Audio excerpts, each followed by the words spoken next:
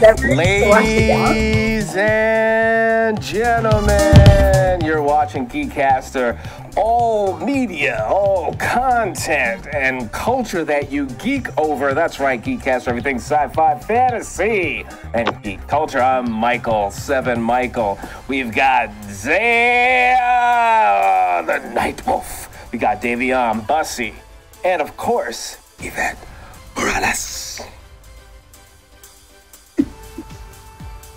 Thank you for the introduction. Yep. Yes. So this is part 2. We what we talked about so far in part 1. We talked about they cloned Tyrone. We talked about the book Clarence, and how that's really just Life of Brian, Mighty Python. So Equalizer 3. Equalizer 3. Now, Dayveonne, I heard some interesting things about Equalizer 3. So I'm really curious if you like this movie. Yes, I do, and it's can I spoil it or Well, not? why do you like it? Just why do you like it? It's a film that actually shows Denzel as a true action star. And on top of it, this film has a good story, and it's got a little bit more bloodier. And when I say bloodier, now, hold that thought, because I heard the critique that there's not enough fighting in this. It's billed as a huge action thing, and it didn't deliver. First and foremost, the breath. The breath. Everything's about the breath. For me, right. Action doesn't necessarily has to be combat, fist punch, and everything else. Okay. For me, being a person of fight choreography and stuff like that, and weapon specialist in film. As you drop the mic, Evette, that was you? You played that off, but it's like You really had to guess who did it too. Yeah, I like, my mic is right here. I'm done. Some action scenes can be settled. You don't have to see everything that, for a person or an actor that is doing action stuff. Like, number one, Denzel's at a certain age. Can he still perform?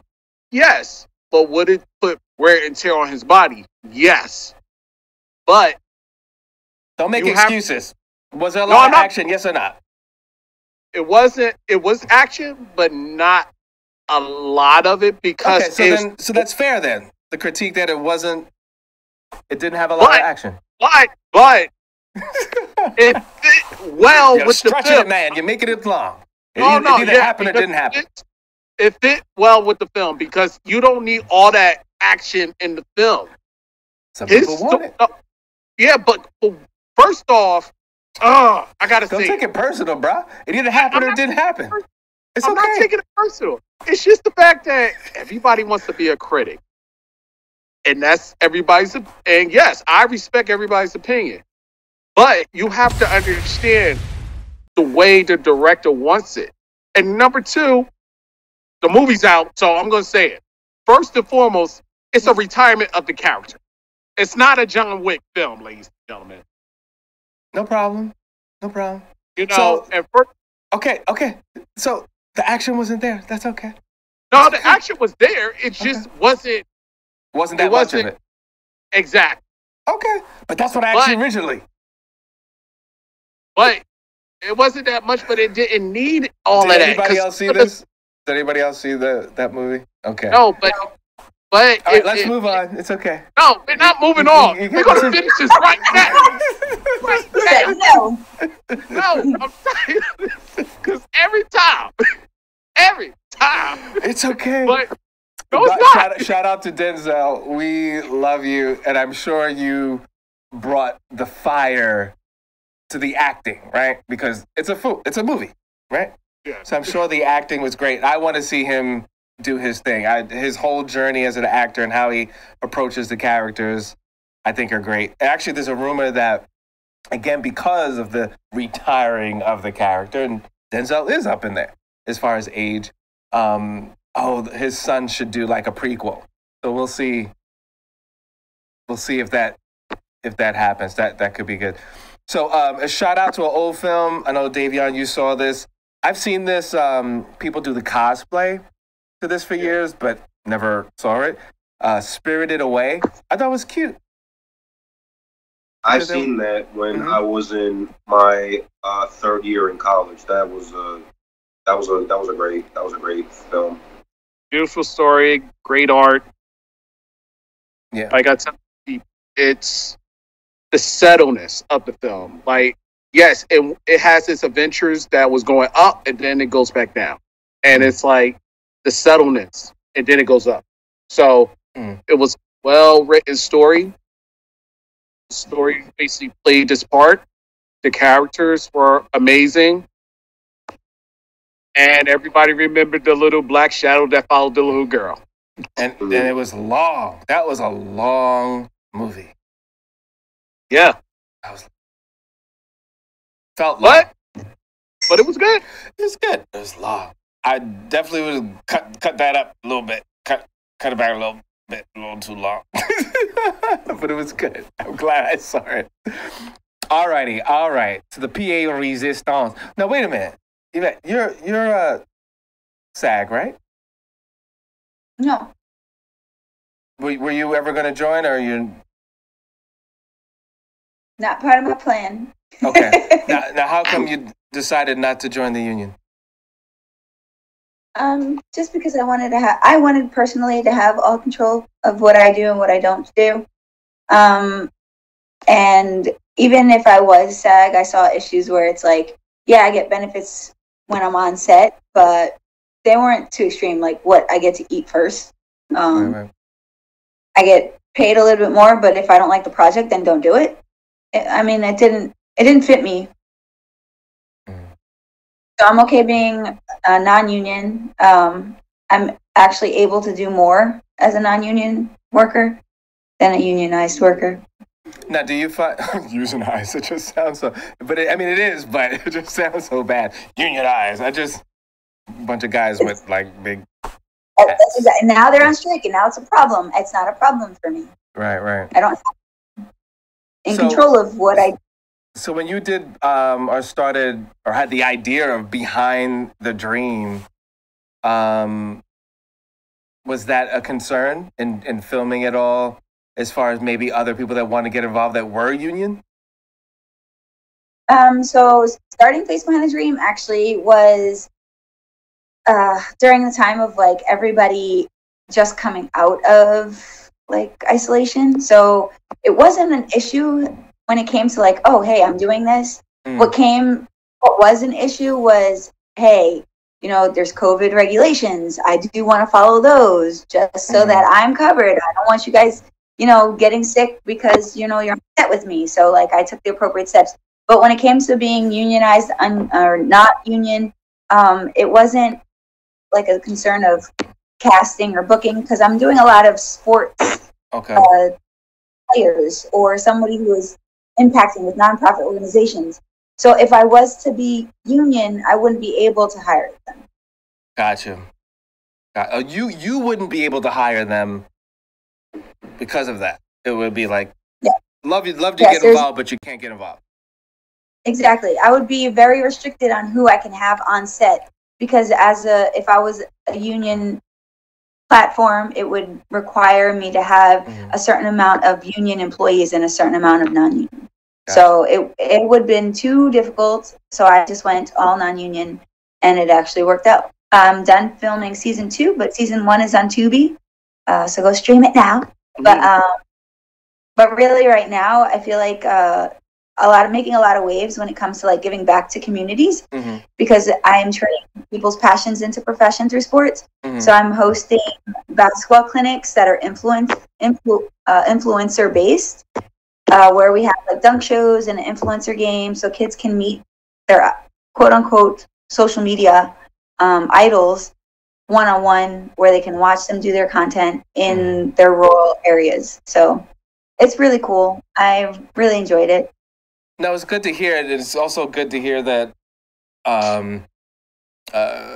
kindredship in the same drama, because when I did was filming Use Me, which is on Tubi now, I had that same thing of like, I couldn't use anybody that was union. Long story short, you know. But the process to sign off and get people involved in projects and get permission to have union people, at least before the strikes. I don't know what's going to happen now, but between when I start, like I would say right before the pandemic to right before the strike, it was not that difficult.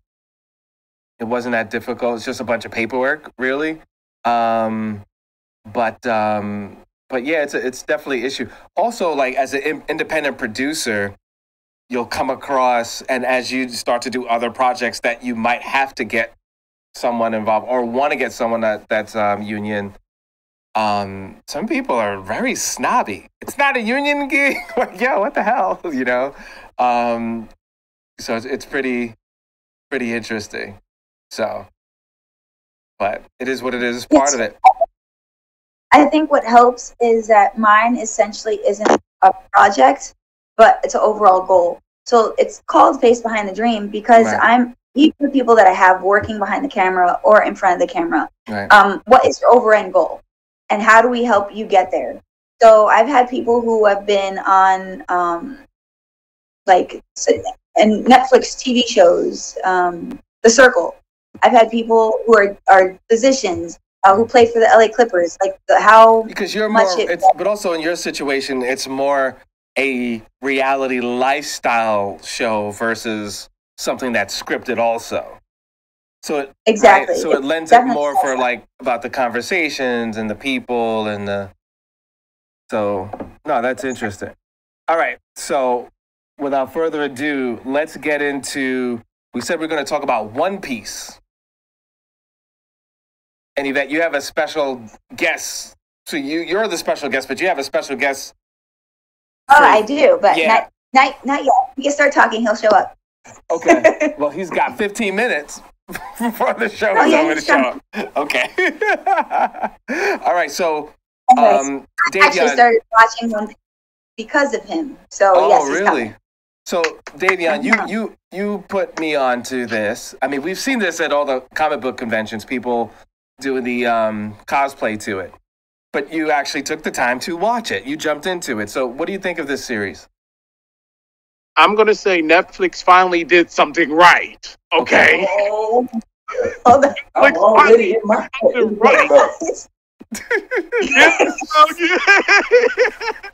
Yeah. Oh, Lord. Yeah. Hold on, the roof is short. What are you talking about? From the past project they did, like right. I forgot the term. Death Note. Death Note, yeah. The other one is Cowboy Bebop, which I think was a little bit underrated because I really felt as though the audience didn't give it a chance It wasn't bad. They just didn't give it a chance to grow. I think Cowboy Bebop was underrated as well. I think that was a good one. Death Note was trash. Thank you. Death Note was trash. Dragon Ball Z was the trashest of them all. Don't even bring. Unionized trashest. Ladies and gentlemen, the king of trash, the trash button. He's a human trash button. But he's right. Hold on. So, first of all, tell the audience who you are. And then after that, I want you to tell us what are the saving graces of Bebop, our little Bebop, that fell flatty-blop. You know what? Be quiet, Mike. How's everybody doing? I am Jordan Sutherland, a.k.a. the One Foot God, professional dunk extraordinaire. Some of you have used my dunks in the video game NBA 2K, and some of you have seen me dunking all over on SportsCenter, ESPN, and things of that nature. Mm-hmm. But what you don't know about me is I am a very much anime head. I'm an anime fan and an anime enthusiast. And he's our official human trash button person. Proceed, brother. Trash. So Cowboy Bebop was saved. That was they didn't. That's what the same feel about One Piece. Although you kept it original to the original content, you didn't stray too far off to where it's like you trying to do your whole other different thing, and it's not giving us what it was supposed to give us from the original show. That's why Dragon Ball Z was trash. That's why Death Note was trash, and that's why we like One Piece is the best live action I've seen to date. Like that is for me the best anime recreation to live action I've seen to date. So that's how I feel about it. Wow, he said It's the a double best. thumbs up. I agree with him. Wow. Because Okay. even with corniness, it still delivered the whole aspect of the anime culture. And it gave the certain characters light. And that was the whole purpose of making this film. Cowboy Bebop, it was the same thing, but it was just certain elements in Cowboy Bebop that fell off, but it wasn't as bad as, people made it seem like it was. Okay. So why do you think it didn't hit? Why do you think people just...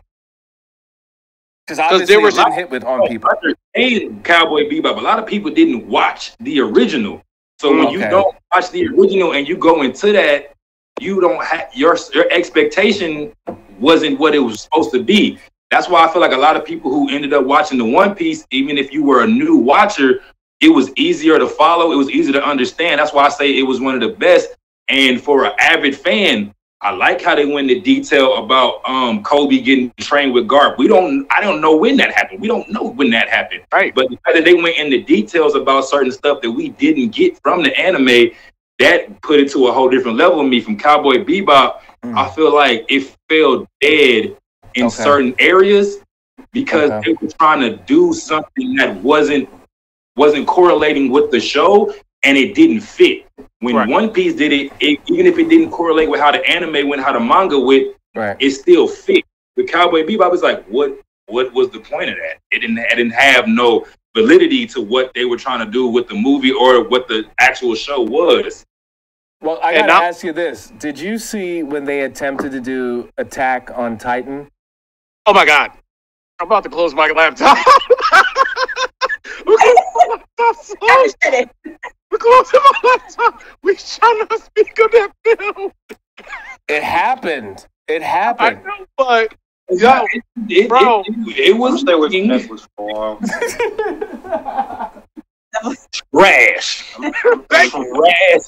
Trash. Even the anime to me was trash. Well, no. They tried to do the live action of it. The live action was trash. I say the last season of Attack on Titan was trash. I'll say that. Well, I'll say this. I still feel that between Dragon Ball Z, Attack on Titan, there are fans that are willing, able, and ready for Hollywood to make a live action that is acceptable. But I do feel also that they got one more shot. Like, they can't, keep messing it. It's almost like Mortal Kombat. We are still waiting for a real-life Mortal Kombat. Like, we understand the technological problems from the original attempt. We understand that the money wasn't there, the star power wasn't there, but now everything is there. But I also feel with that as well, they got one more shot. Do you guys feel the same way, or? Hold up. You're talking about Mortal Kombat, right? Mortal Kombat, I feel that there's a couple movies. There's a couple video game to movie franchises that I don't feel that people are going to be as open, as excited as you keep failing over and over again. Would you guys agree with that or no? Mortal Kombat is a bad example to use because the first Mortal Kombat was a big hit. Yes, thank you. Right. Well, that's why I said it. I specifically, I said it the way I did. I said from the first one, that was that. But they've tried attempts after that, and also from the first one, there's tech issues. There's a bunch of things that they didn't have access to. but we're still think waiting there's for a- that amazing. Give us that budget that you did those last 3 Star Wars movies that we will not mention. Just give half of that budget to Mortal Kombat. You feel me? I think there's a difference though, because we already have one. So it's like, are we willing to give another chance? Yeah, because we already got a good one. Yeah. So okay, if you want to keep pitching out, and then if something else beats the first one, okay, cool. If not, we still got the first one. So you But didn't if see, don't got a you didn't first see all one- the you didn't see all the little giblets that came out after. But even if Look even at if they Jordan, weren't look at after, Jordan. it's considered after. We still got the original. We're like, it doesn't beat the classic. Okay. You know how we're like, the Right. second one never beats the first one. Right. Yeah. So it's one of those. If you don't ever have a first one, and they keep spitting out bad ones, Yeah. that's the problem. I think what is lost is you focus on trying to make it too much like the video game. You try to add too many elements of a video game into a movie format, and you lose what the first one had. The first one had a good story. It had a good That's what story. a lot of people miss when it comes to creating these movies and creating these shows, is you're missing the story points of why we love the shows, why we love the video games. You miss those points and just trying to focus on the action and the fighting scenes and all that stuff. It's like, yeah, you had a good fight scene. Now we Right. got to hear them have terrible dialogue for another hour. So it's like, Add to this. it's like what are we doing here? It's like, I gotta add to this. Okay, I'm a huge Resident Evil fan. Me too. I have to say, the worst Resident Evils ever made was the one by Paul Anderson. Can we all agree? Because it had nothing to do with the characters. It just had to do with his wife. I'm sorry. I'm putting Is it it the out recent there. Is it the recent one? No, not the recent one. I ain't go to the recent one yet. He actually was executive producer for the recent one. So the recent one that came out, which is Resident Evil, Welcome to Raccoon City. Did you just throw? Nope.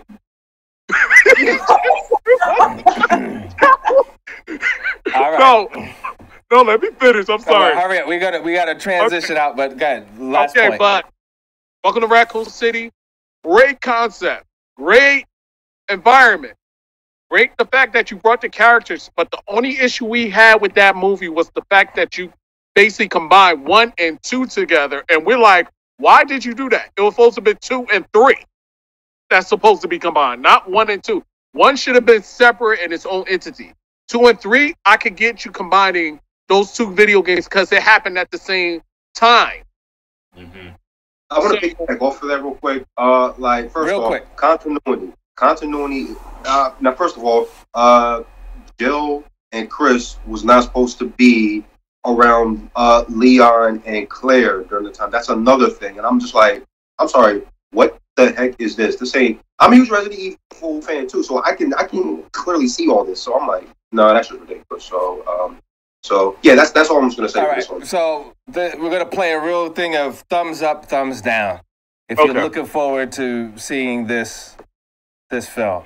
All right. The Haunting in Venice. Thumbs up, thumb down. I don't even know what that is. Me Yeah, either. Just, Is there any- just the title. Haunting in Venice. Okay, so for those I who think- don't, Venice, California or Venice, Italy? Like, what Venice? no, I'm going to tell you. Venice, All right, Italy. Yes or no? Venice, That's it. No, we're gonna keep going through. Cool. Ah, crap. Next one. The Expendables. The new Expendables 4. I hear you. I'm tired of it. Yeah. All right. That's right. Equalizer 3. I know you saw it already, but I already saw it.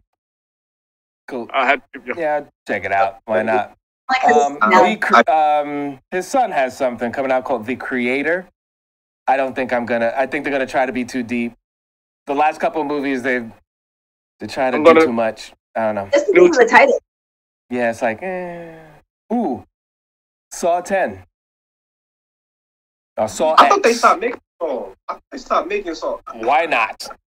The last one with Chris Rock, I was like, hey, all right. How was the Chris Rock one? It was good? I heard It wasn't bad. It was good. It was different. I'm all about a great storyline. So they Right. took away a lot of the gore for a good storyline, and I'm all for that. So that's why I'm Okay. excited to see where if they keep going in that direction. I also feel that, at least from the clips I've seen, that Chris did a very good acting job in that he did not get enough credit for. Mm-hmm. So, all right, The Nun 2. No. I'm a fan of the series, but I didn't like The Nun 1, so I don't do good with supernatural films. I'm sorry. It's interesting. I feel you on that. I had to see it more than once, and I just feel like when they have this, and if you guys, I don't know if you're into horror films, when they do this, and then they don't know how to end it. Like this portion of it was like, how are we gonna kill this thing now? I don't know. Cities was great as it was. It should have ended with that. When he got his son back, it was perfectly fine. The lady died. It was cool. You didn't have to go to her house. You didn't have to make the nuns. It was not necessary. So that's like the bulls can get out of here. Right. Well, you know what? I feel that the whole nun thing is they know that New York Comic Con is right there, and they know Halloween is right there. So I feel that they're trying to capitalize on the timing. So, all right, Outlaw Johnny Black with Michael J. White. Yeah. I met him in person. It all depends on what he does with it. Of course, it could go either way. He's actually funny in person, which I was surprised, but it doesn't really. Well, it depends on which meeting, which interaction. As we know. Say it again. Everybody has different interactions when they meet people, as we know. Obviously, y'all had two different interactions. Yeah, we had two different interactions. But my interaction was a little more humble, and I get that. That's another show we could talk about that. I think that's kind of interesting. It's interesting when people are on and when they're off. It's interesting, but you know what? Of the action, I don't say action stars, because I don't look at him as an action star, but I do look at him as an actor that happens to do really good action scenes. Does that make sense? Because I think he's more than just an action star. Not to say it's bad to be an action star, but he can actually act. Yeah, he can. You know what I mean? I don't think he's been put in the position to do a lot of like acting things where people have seen him on a big scale. Right. Like my mother loves Medea, so when I saw him in Why Did I Get Married, he was hilarious. He was hilarious to me in that movie. So it's like it's certain things like when you get to put these people in a position that they've never been in or never been seen in, you get to see them from a different side. That's why I feel like Chris Rock didn't get the credit in Saw, like we just said, because nobody has seen him be a serious actor. Same thing with Jim Carrey. He's a great actor on the serious tip, but nobody's giving him credit. Like he's oh my God, Jim is great. We have to go because we're gonna run out of time. But did you see that series that he did, playing like a Mr. Rogers?